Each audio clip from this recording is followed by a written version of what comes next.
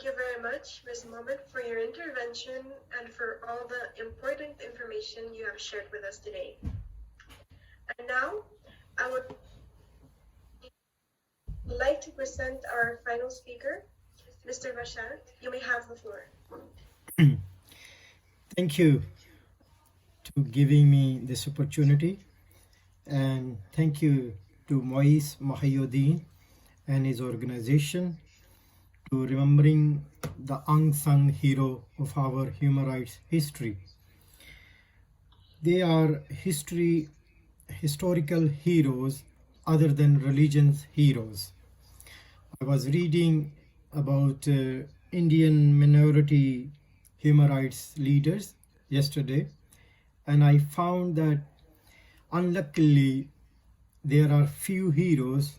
We ignore them, and I salute organization to organize event in memorizing these hero who was ignored by many years. And I want to mention one name as well, also, that Jaswant Singh Karla. He was a Sikh leader, and he was a person who left UK to raise the voice for a Sikh in India. And he was the first person who collect the data that there is more than 25,000 Sikh are missing or might be murdered by the Indian government. And later on, he was killed in 1995 by the Indian police. May Allah bless him with his religion or with his sacrifice. And the same thing with Father Swamy, and he was one of the great leader in Indian history. He was a human rights fighter. I was expecting to say a few words about him, but my colleague Momin done a wonderful background about him, so I think that's enough. But if we look about the India or Indian culture or Indian history, there are 80% Hindus and 15% Muslims and 1.4% Sikh. But when we look at the Hinduism, there are more than 3 million lords from the different tribe or from the different culture. If we study last 6,000 years internationally, what make us unite the nations? That's a language or the culture. If we have a same language, we will connect very easily. If we have a same culture, we will connect very easily rather than out of culture or out of language. That's a universal truth. That's undeniable. But look at the India. Only in India, there is 126 language, spoken language, and there is a 315 different cultures or different tribe. That's understandable. When we came from the different culture and a different language, there is a 80% less chances we can mix up. That's very genuine reason. If you look at the United Nations reports, 90% people do married in the same culture or in the same caste or same religion. If I'm a Pakistani or I'm a Muslim, there is a 90% chances I will engage myself in the same culture or in the same society. But look at that. If the country based with 120 language and 350 different culture, there are less chances to be a mix them with each other. And then second thing, the religion. From last 300 years, the religion is the main thing to combine and mix people on a one platform. Like Christianism, Muslims and Hindu, Sikhism, they become mixed due to their religion, and culture will be the second option. But unfortunately, the Hinduism is not providing this opportunity to every Hindu to be united on a same platform. Madam Momin mentioned about Dalit, the lower caste from India. They are not allowed to go to the main temples. They are even not allowed to get the good job. I remember in last year, Moise gave me the opportunity to speak about that. I mentioned that's difficult when your religion make a difference between your caste and your values. So that's a basic understanding you have to understand. There are grassroots class different in a religion. I don't want to criticize any religion, but that's a truth. That's a real understanding why the India or Indian culture are forcing people for injustice. When we understand, let's leave the minority on a side. First talk about the international community, how they look India. I was reading the American Congress report. They said India is one of the top country where discrimination based on your faith, like which faith you are.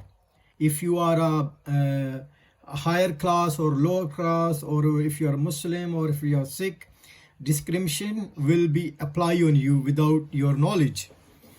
And that's the reason a leader like Satnam Swamy is a full name, or you can say that Sardar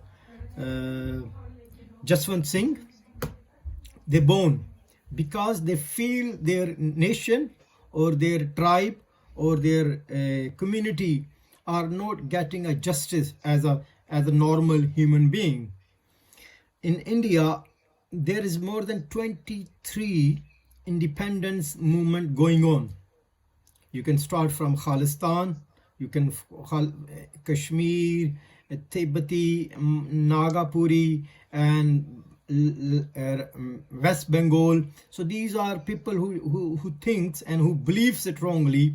They are not getting justice. And when we look at the other hand, from last many years, who is running the country? Narendra Modi, declared international terrorist, who was not allowed to get in American visa because due to his reputation or due to his past government in Gujarat. But no, he the person who is accused to killing Muslims in Gujarat under his government and under his shadow. No, he is running the government. So what we will expect from him? Look, recent activities from the Sikh community about their cultural, about their agriculture reforms. People are dying. People are on a strike, on agitation from last 3 months, I believe. And Indian government don't want to listen to them. And same thing, what happened in Gujarat? Did Gujarat people get the justice? It's more than 30 years. Answer is no. Same thing, the Kashmir issue is ongoing. Kashmir issues from last 73 years. They get justice? I believe your answer will be say no. So how we can deal with this? My fellow speaker mentioned before my speak that we need to put pressure on international community. But when we see the whole international community reacting on these issues, that's unfortunately, that's a very shameless. That's very shameful act, because India is one of the most growing nation in financially, and is the biggest market for the West. The West interest in India, not with the Indian humanity or with not Indian minority. They just want to make the money from Indian government, because I think India have a more than 1.5 billion people or more than that. So they have big market. And we already know the United Nations history about these kind of issue, how inactive they are. There is lots of outstanding issue in United Nations which is not solved. Kashmir, Palestine, Burma, Syria, Afghanistan, Iraq. So when we expect justice from these department who so called that we will deliver the justice, they are failed. When we look at the Indian society, I was reading Indian government article this morning that more than 1,500 women rapes every day. 1,500 women raped, and out of 1,500, 1,300 women from the lower class or either from ethnic society. So I don't want to say, but this is the Indian figure. So it's mean the Indian society especially targeting women from lower class or from ethnic background. These are the figure which are registered to the police, but there is a million of cases which don't get chance to register in a police complaint. Same thing if you look at the job opportunity, or if you look at the political background, you will get very little number of representation from these ethnic communities.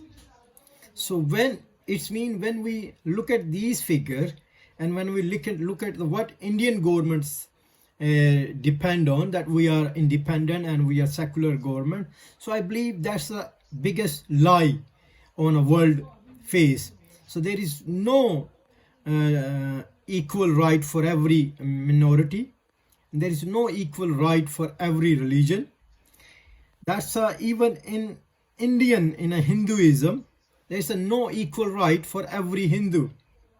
So when we need to deal with Indian human rights violence, so we need to deal not only with the ethnic background people, we also speak for Indian caste system as well, Dalit, lower class. And I was in a UN conference about 2 years ago, I think, in USA, and I met someone from India, and after 2-3 days we become a friend, and he said he was a human rights active from India, and he said, I feel myself sorry be an Indian. I said, why?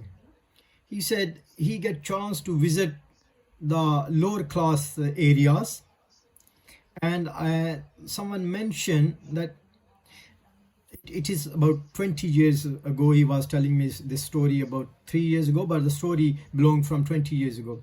He said the teenage girl age from 9 to 12, people from higher class or people from upper class, they feel they have a right to get them as a sex slave for a first sex night.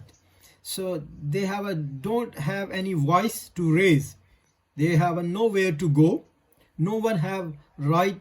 No one ever stand for them. But Indian government is silent. So thank you, Mois Mahiyuddin and your team and Dr. Feroz, giving me opportunity to listen the wonderful people. I want to recommend one thing. Why not we put forward Lord Swamy name for an international award like Nobel Peace Award or Human Rights Awards from the United Nations, and we can organize special event in United Nations when the COVID-19 finish, to memorize these unsung heroes. Thank you again, and thank you everyone.